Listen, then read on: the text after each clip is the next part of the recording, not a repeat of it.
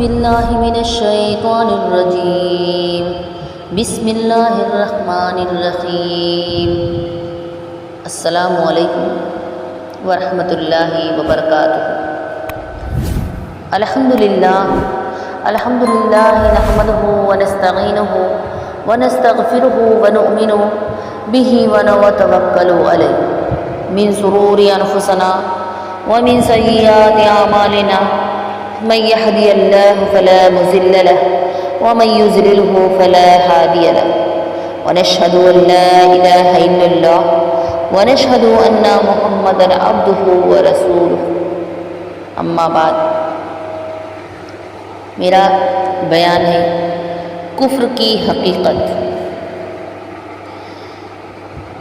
اس کے مقابلہ میں دوسرا انسان وہ ہے جو مسلم پیدا ہوا اور اپنی زندگی بھر بے جانے بوجھے مسلم ہی رہا، مگر اپنے علم اور عقل کی قوت سے کام لے کر اس نے خدا کو نہ پہچانا اور اپنے اختیار کی حد میں اس نے خدا کی اطاعت کرنے سے انکار کر دیا، یہ شخص کافر ہے۔ کفر کے اصلی معنی چھپانے اور پردہ ڈالنے کے ہیں۔ ایسے شخص کو کافر اس لیے کہا جاتا ہے کہ اس نے اپنی فطرت پر نادانی کا پردہ ڈال رکھا ہے۔ وہ اسلام کی فطرت پر پیدا ہوا ہے، اس کا سارا جسم اور جسم کا ہر حصہ اسلام کی فطرت پر کام کر رہا ہے، اس کے گرد و پیش ساری دنیا اسلام پر چل رہی ہے، مگر اس کی عقل پر پردہ پڑ گیا ہے۔ تمام دنیا کی اور خود اپنی فطرت اس سے چھپ گئی ہے، وہ اس کے خلاف سوچتا ہے، اس کے خلاف چلنے کی کوشش کرتا ہے۔ اب تم سمجھ سکتے ہو کہ جو شخص کافر ہے وہ کتنی بڑی گمراہی میں مبتلا ہے۔ کفر کے نقصانات۔ کفر ایک جہالت ہے، بلکہ اصلی جہالت کفر ہی ہے۔ اس سے بڑھ کر اور کیا جہالت ہو سکتی ہے کہ انسان خدا سے ناواقف ہو۔ ایک شخص کائنات کے اتنے بڑے کارخانے کا رات دن چلتے ہوئے دیکھتا ہے، مگر نہیں جانتا کہ اس کارخانے کو بنانے اور چلانے والا کون ہے۔ وہ کون کاریگر ہے جس نے کوئلے اور لوہے اور کیلشیم اور سوڈیم اور ایسی ہی چند چیزوں کو ملا کر انسان جیسی لاجواب مخلوق پیدا کر دی۔ ایک شخص دنیا میں ہر طرف ایسی چیزیں اور ایسے کام دیکھتا ہے جن میں بے نظیر انجینئری، ریاضی دانی، کیمیا دانی اور ساری دانائیوں کے کمالات نظر آتے ہیں، مگر وہ نہیں جانتا کہ وہ علم اور حکمت اور دانش والی ہستی کون سی ہے جس نے کائنات میں یہ سارے کام انجام دیے۔ سوچو، اگر غور کرو، ایسے شخص کے لیے صحیح علم کے دروازے کیسے کھل سکتے ہیں جس کو علم کا پہلا سر ہی نہ ملا ہو؟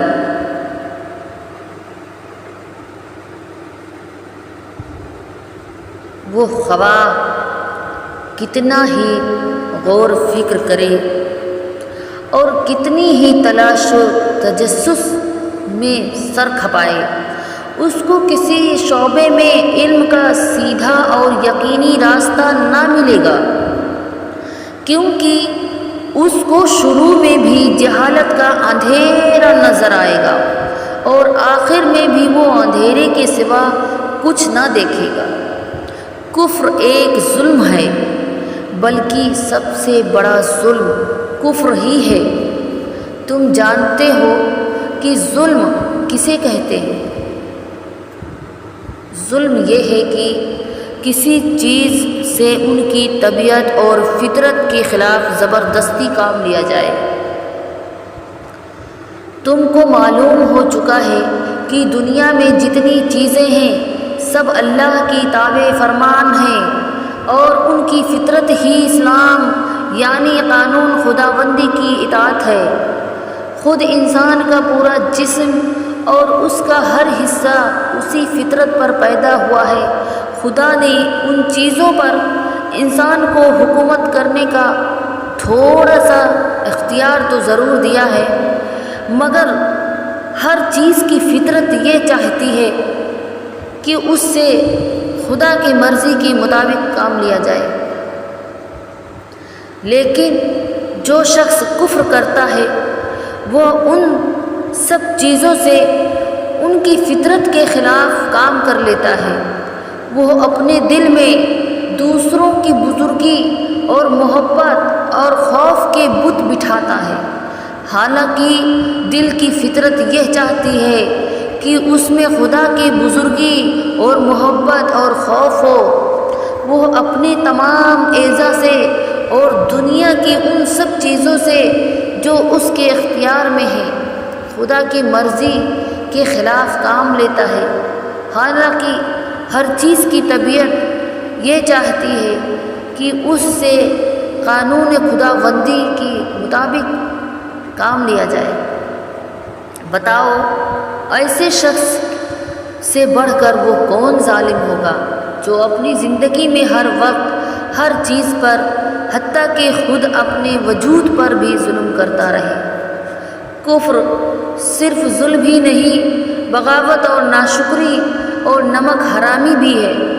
ذرا غور کرو، انسان کے پاس خود اپنی کیا چیز ہے؟ اپنے دماغ کو اس نے پیدا کیا ہے یا خدا نے؟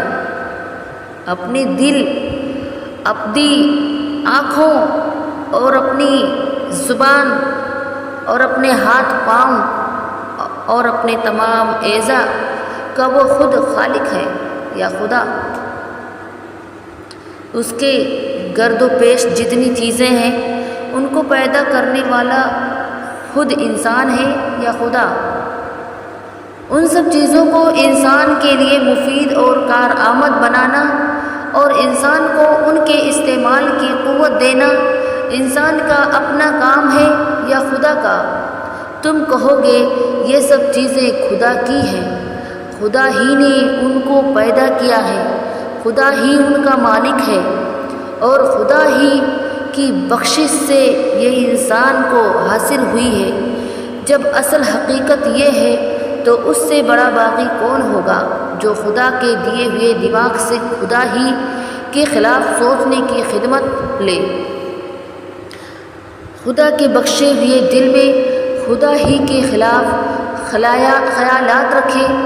خدا نے جو آنکھیں، جو زبان، جو ہاتھ پاؤں اور جو دوسری چیزیں اس کو عطا کی ہیں ان کو خدا ہی کی پسند اور اس کی مرضی کے خلاف استعمال کرے۔ اگر کوئی ملازم اپنے آقا کا نمک کھا رہا اس سے بے وفائی کرتا ہے تو تم اس کو نمک حرام کہتے ہو۔ اگر کوئی سرکاری افسر حکومت کے دیے ہوئے اختیارات کو خود حکومت ہی کے خلاف استعمال کرتا ہے تو تم اسے باغی کہتے ہو۔ اگر کوئی اپنے محسن سے دغا کرتا ہے تو تم اسے احسان فراموش کہتے ہو۔ لیکن انسان کے مقابلہ میں انسان کی نمک حرامی، غداری اور احسان فراموشی کی کیا حقیقت ہے؟ انسان کو کہاں سے رزق دیتا ہے؟ وہ خدا کا دیا ہوا رزق ہی تو ہے۔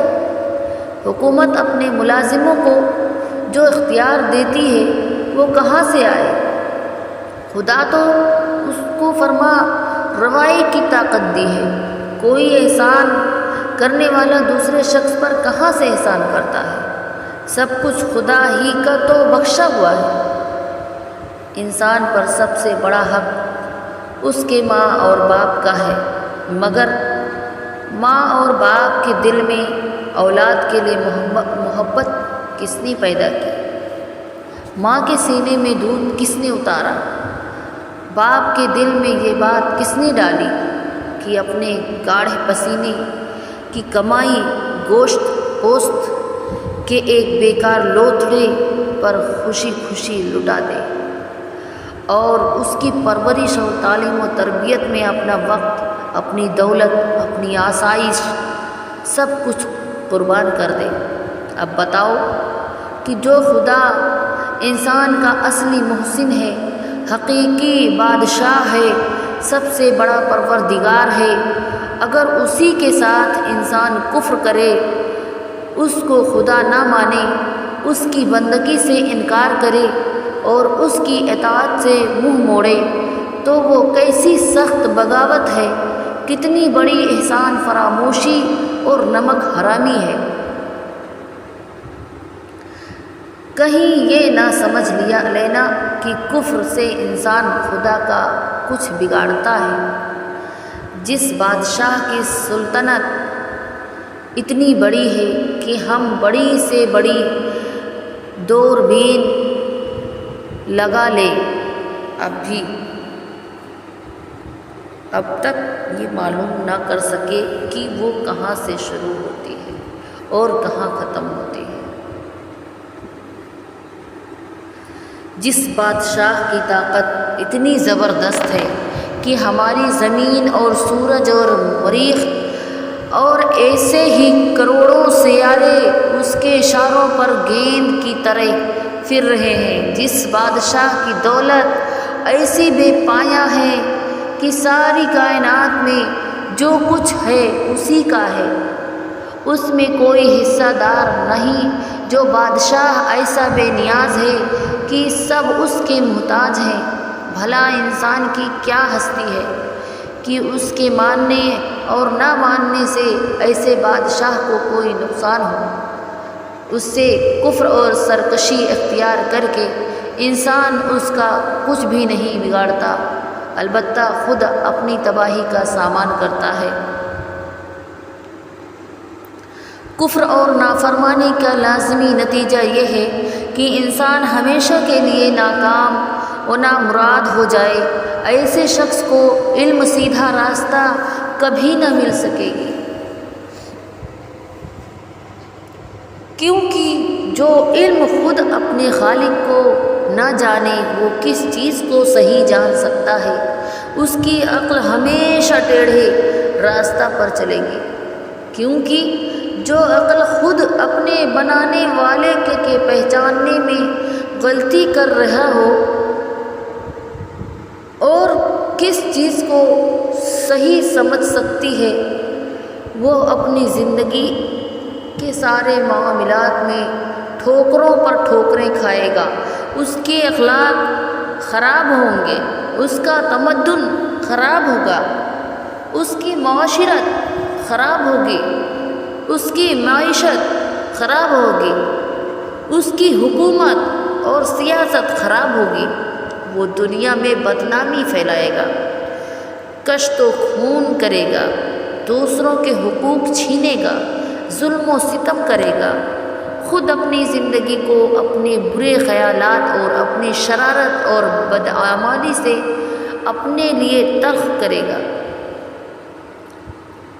پھر جب وہ اس دنیا سے گزر کر آخرت کے عالم میں پہنچے گا تو وہ سب چیزیں جن پر وہ تمام عمر ظلم کرتا رہا ہو اس کے خلاف نالش کریں گے، اس کا دماغ، اس کا دل، اس کی آنکھیں، اس کے کان، اس کے ہاتھ پاؤں، غرض اس کا رونگٹا رونگٹا خدا کی عدالت میں اس کے خلاف استغاثہ کرے گا کہ اسلام اس ظالم نے تیرے خلاف بغاوت کی ہے اور اس بغاوت میں ہم سے زبردستی کام لیا، اور وہ دولت جو حرام سے آئے اور حرام پر خرچ کی گئی ہے، وہ سب چیزیں جن پر اس نے باغی بن کر غاصبانہ تصرف کیا، وہ سب آلات و اسباب جن سے اس نے اس بغاوت میں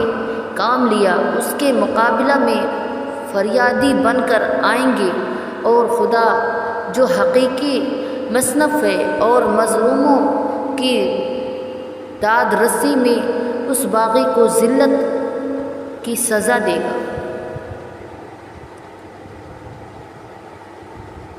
آمین۔ آخر دعوانا الحمدللہ رب العالمین۔